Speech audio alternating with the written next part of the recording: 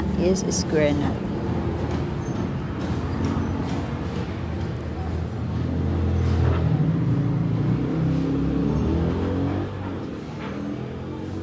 Meron din po tayong headband, ibang klaseng headband na design. Lahat po siya square knot.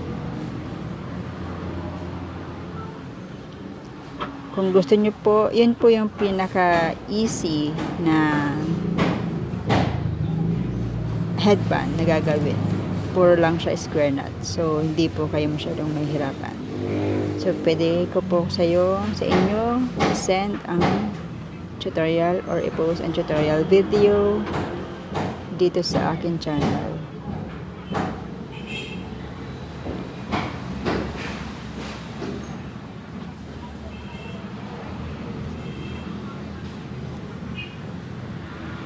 So, sana po nakukuha nyo.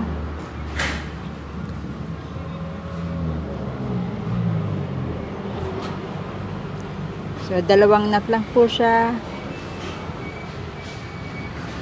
Square knot at double hitch.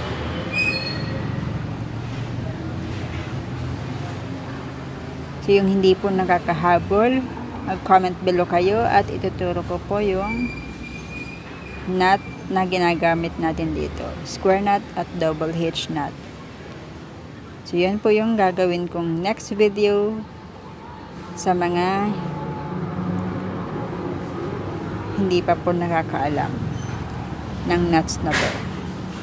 So, ayan, nakagawa na tayo ng 5 diamond. So, kailangan lang po natin ng 5 diamond and same process sa pinakaunahan. I-braid po natin or sa lapid.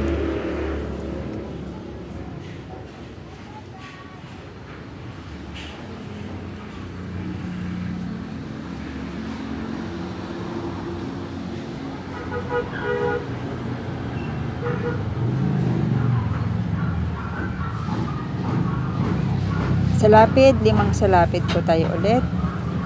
Kagaya ng nasa unahan. Itali para hindi maghiwa-hiwalay.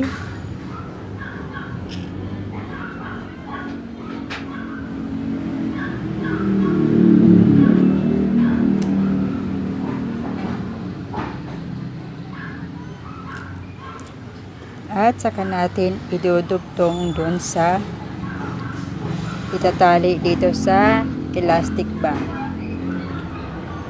So, sa ibabaw po tayo dadaan papunta sa